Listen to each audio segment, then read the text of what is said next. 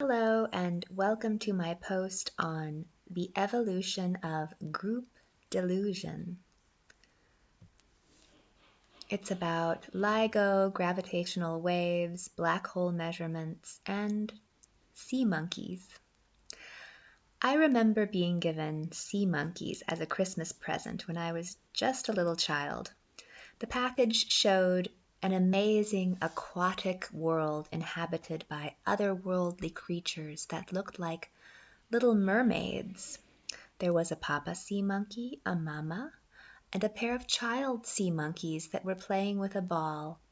And if I wanted to create this microcosm of my life and study it with a magnifying glass, all I had to do was empty a little package into a glass of water, and within a few days I would see my little monkeys swimming around. How exciting! I read on the package, "The amazing live sea monkeys. Big fun if you don't have a TV or any idea what real fun is." In my excitement, I, of course, neglected to think about what I'd just read or to read the fine print on the package. So, since 1960, children all over the world have experienced the thrilling combination of anticipation and disappointment that comes from owning sea monkeys.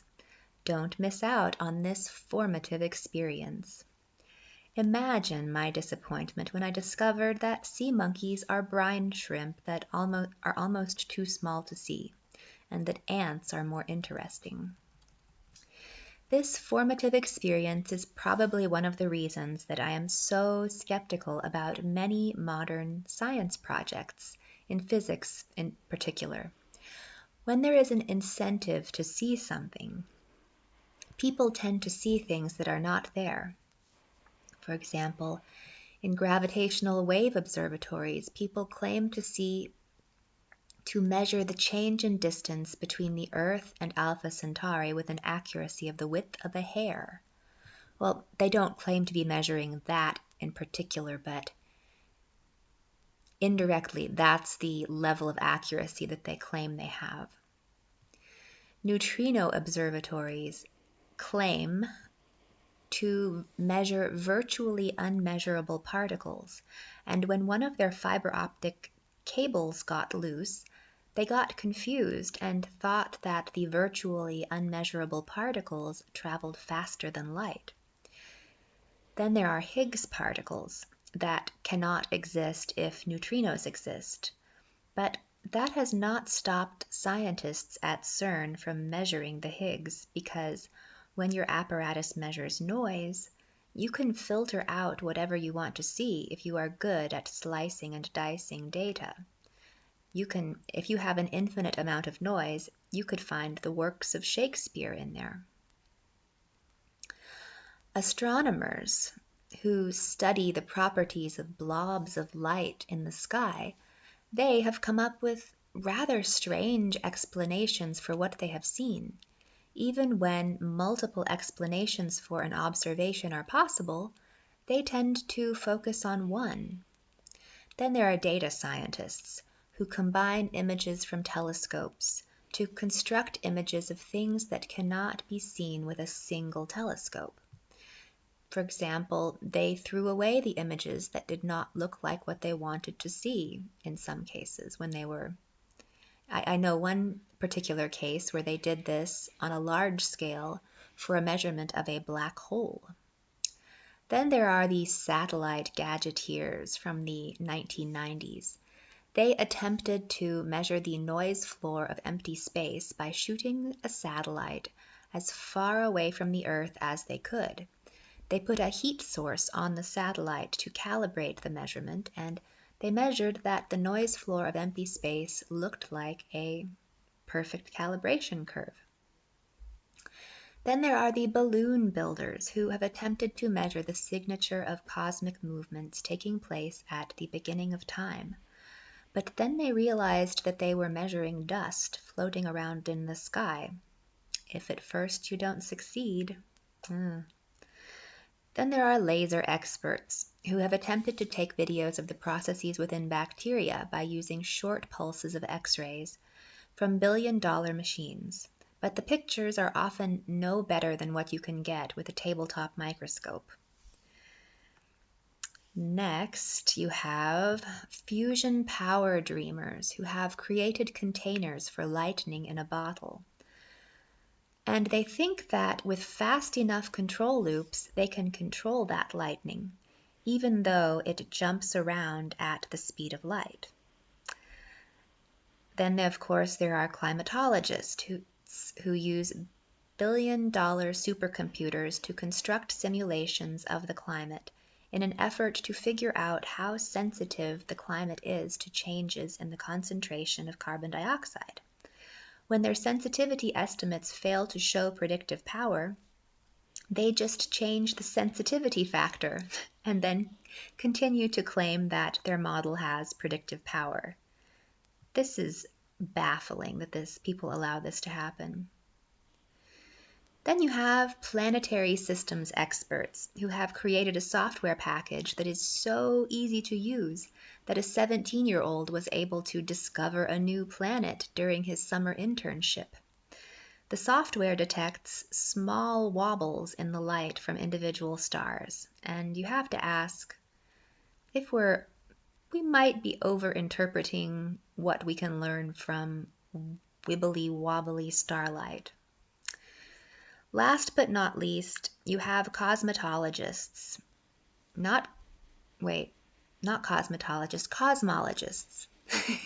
who won a Nobel Prize for telling everyone that they had measured accelerated expansion of the universe.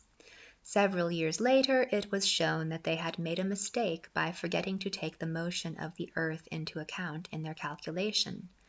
The expansion isn't accelerating after all. Oops. What is the explanation for this? You have a cascade of, delusion. I'm off screen. A cascade of delusion. The first scientist says he has taken a blurry picture of a group of sea monkeys. The second scientist filters the image and says that he has seen evidence that the sea monkeys are playing soccer. The third scientist says that he has zoomed into a portion of the filtered image and identified a tattoo on one of the sea monkeys' arms. The fourth scientist concludes that the sea monkeys have issues with their parents because only creatures with complicated parental relationships will get tattoos. The fifth scientist concludes that the fourth scientist is projecting his own issues with his parents onto the data. The sixth scientist concludes that all of the scientists have daddy issues with their supervisors, and it is probably a good idea to keep them busy with sea monkeys because otherwise they will start building atomic bombs in their basements.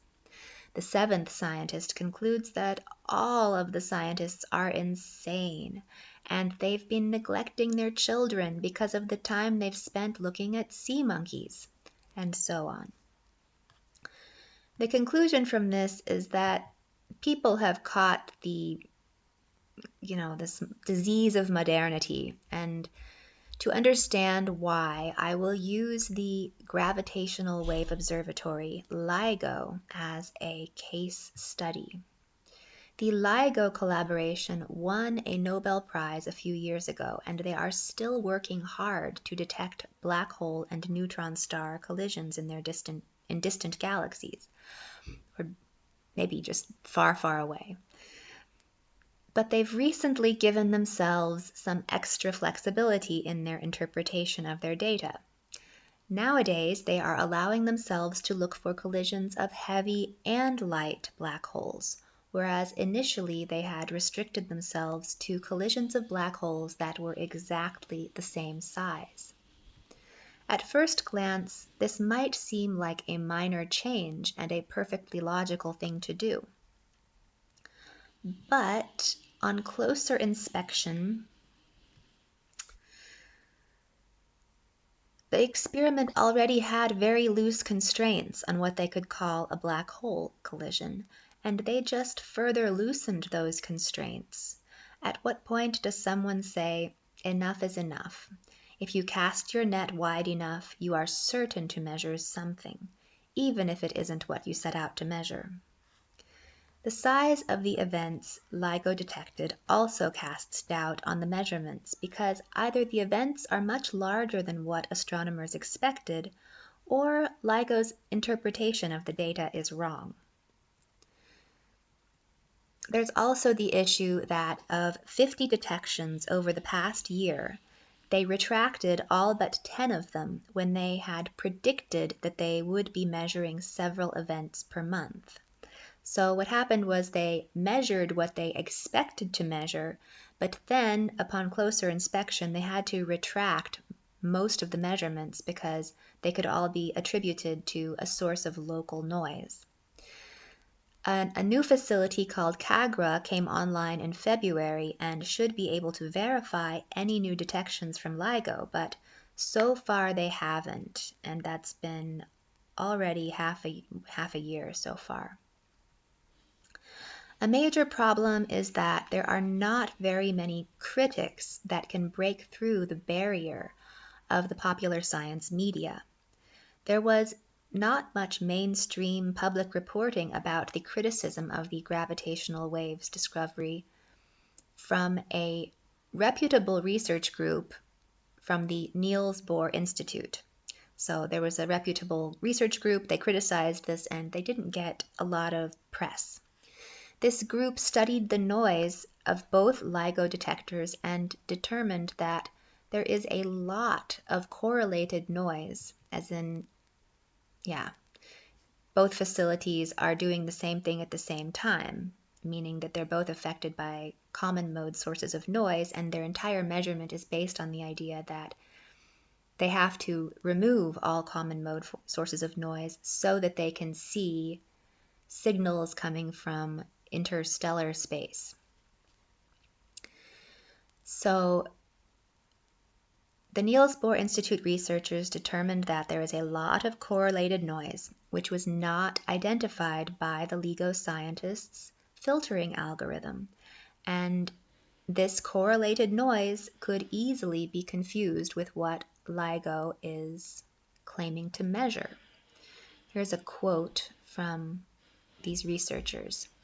It would appear that the 7 millisecond time delay associated with the gravitational wave 150914 signal is also an intrinsic property of the noise.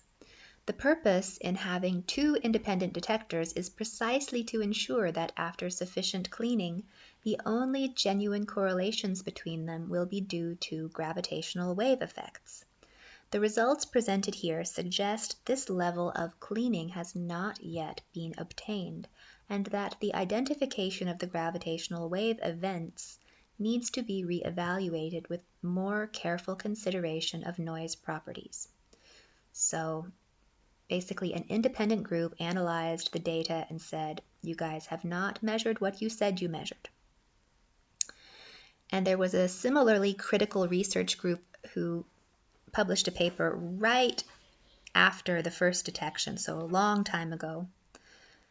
And they thought they had identified that LIGO had measured a phase shift of the power grid, not gravitational waves, that won them a Nobel Prize. So even though there were people saying from the very beginning that these detections were bogus, they still won a Nobel Prize because they must have had enough people placed in high places. So, another issue is that when Professor Andrew Jackson of the Niels Bohr Institute criticized the experiment, he was high-ranking enough that he deserved a response from the project leaders of LIGO. But instead, LIGO defended itself from his criticism by sending out a foot soldier. Ignoring a critic is a very effective response. It isn't a scientific response, but if you look closely at LIGO, you'll see that they haven't really been doing science. They've been doing high-power laser engineering under the guise of basic research. This hasn't stopped confused outsiders from attempting to show the public what a sham LIGO is. They don't usually have any awareness that LIGO conducts military-grade laser research executed by gullible pacifists. It is easy to ignore a critic who does not come from within the physics community because you can label them as a crank and dismiss them because their training required only undergraduate physics but not graduate level specialization or brainwashing, essentially. Traditionally, a subset of the scientific community will only accept dissent from within its own ranks, and they will insist that critique be delivered by a specialist whose jargonized myopia cripples his ability to communicate clearly. This virtually ensures that meta-issues are never openly discussed in a language that can be understood by people outside of the subspecialty. This is why there was no public debate in recent years about LIGO's experimental design. I learned about one LIGO critic after he retweeted a link to one of my blog posts last year.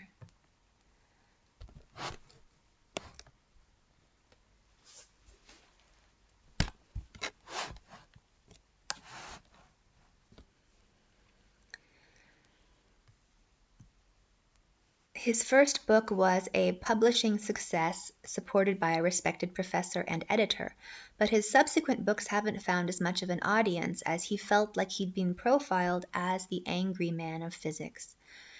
Sometimes they raise you up just to tear you down, and as a non-insider with a somewhat limited perspective, he made an easy target.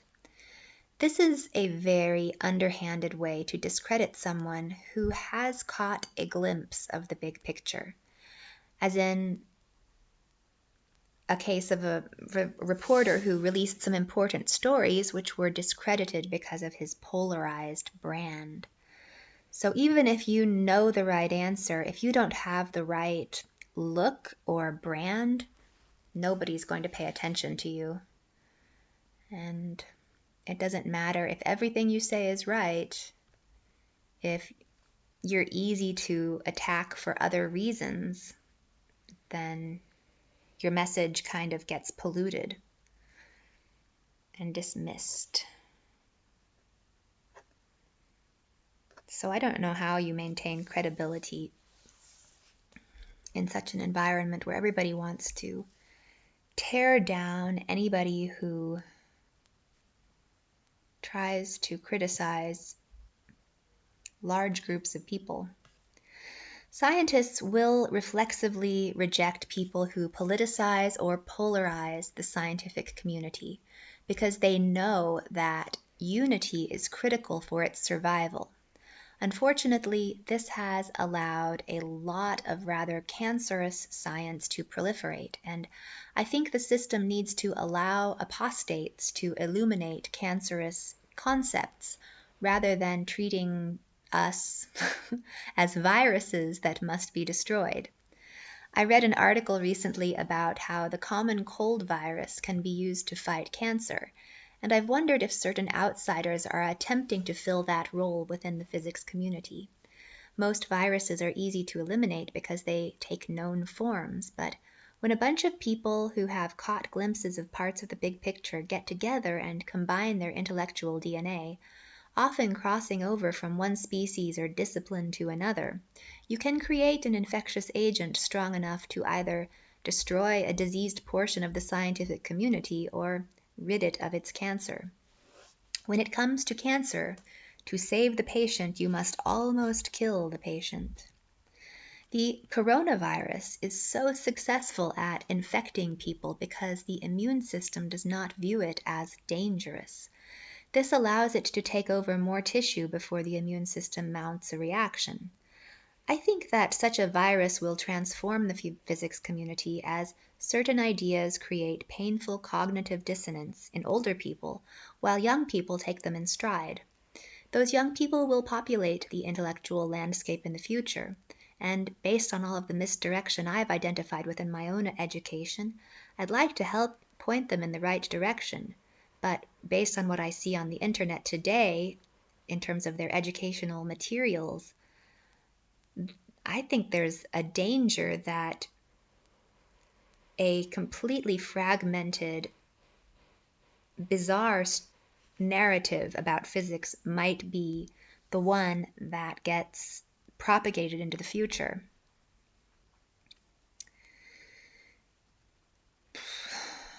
So, if the immune system of the scientific community treats me as it treated people like Dr. Unzicker or Dr.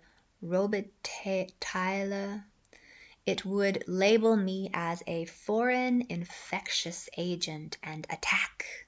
Since I sprang from within their ranks and I am relatively small and weak, perhaps I will slip under the radar and gain more traction, as in the case of Dr. Hosenfelder. She is a newer pop scientist whose attack is more targeted at a subset of the community, and that is probably why she has survived so long. She's also somebody who will reach out to famous pop scientists who may disagree with her. If you attack the whole community, you will be labeled as a crank and ignored. And because I bounce around so much in my interests, I leave myself open to that form of criticism because I'm just too broad-based in my attack. But I hope that when I dig into an issue, I go deep enough to make a lasting impact on the reader. It is quite possible that LIGO is both misidentifying local sources of noise as black hole collisions and filtering non-existent signals out of noise. The problem with the project is compounded when the outsiders who have reanalyzed the data and made these criticisms are ignored by the LIGO community, even when they are respected in the wider physics community, like Professor Andrew Jackson of the Niels Bohr Institute. I think that the problem with LIGO has been enabled by the science media, this sci-com or pop-sci. It has brainwashed so many people with a strange narrative about science's infallibility that there is no audience for anything that goes against the dominant media storylines. In short, no one wants to hear that a major scientific project was stupid on almost every level. That reflects badly on a community that wants to be respected and funded. There are surely people working very hard to save the scientific community's reputation amid attacks from many sides. Not only are there long-standing accusations of stupidity, waste, and lack of vision, but many U.S. universities are also under attack for their scientists' international collaboration with enemies. The challenge in this situation is to avoid throwing the baby out with the bathwater. I'm not sure why top journals have not put LIGO's nonsense to a stop. But when a project gets billions in funding over the course of 3 decades, they tend to have success in placing their people in influential positions. Is LIGO just filtering out what they want to see from a bunch of noise? That's possible. It is also possible that they are measuring lightning strikes in Florida and calling them black hole collisions. That is why the experiment should never have been given a Nobel Prize. The experimental design was nonsense from the very beginning, but those who funded it wanted the byproducts of the endeavor, not the scientific research itself. They wanted a powerful laser system, a sensitive seismometer, and a federally funded jobs program for their kids. They didn't care about the scientific method or scientific education. The thing that is fascinating about the LIGO project is that it has critical flaws at every single level of the system. And these flaws stem from the selection of individuals who are willing to fine-tune their experimental results to please their overlords. I think the story goes like this. A project manager realizes that he can get money from the government to look for evidence of black holes. He hires someone who interprets extrapolations from general relativity as facts rather than expectations or approximations. He then hires someone who imagines that sound waves and light waves will act differently within a Michelson-Morley interferometer, even though other experiments showed this was not the case. They then hire a bunch of young people who will look at noisy data and filter out what their bosses want to see. Another group will then take the filtered data and filter it yet again in order to see more things that they want to see. That is what the people who use LIGO data to estimate the black hole size and distance are doing. They are fine-tuning calibration constants that are impossible to determine objectively. The entire LIGO collaboration is doing things like this at all levels. The theoretical side of the experiment's bad, the experimental side is bad. The engineering might be great, but if the other two legs of the table are bad, it's going to tip over. The people want to see sea monkeys because they will get rewarded for seeing what they have been told to expect. And if they don't see sea monkeys, they're fired. This community has been self-selected in this way over the course of 30 years through an incentive structure that prevents a balanced narrative from developing. And I basically got this perspective because I remember what was said back in the universities, in the college level, 20 years ago. So back when the project was starting off, people thought it was stupid and they talked about it. But gradually over the years, the critics just lost interest and they kept getting money. And so it didn't matter that people had criticized them because nobody cared anymore. And after 30 years, they won a Nobel Prize. So it's a lesson in how not to do science, the pitfalls of big scientific collaborations that take place over decades, that you can get a sort of self-selection process that leads to delusion, the evolution of group delusion. With that, I'd like to thank you for watching and encourage you to tune in next time for my next videos.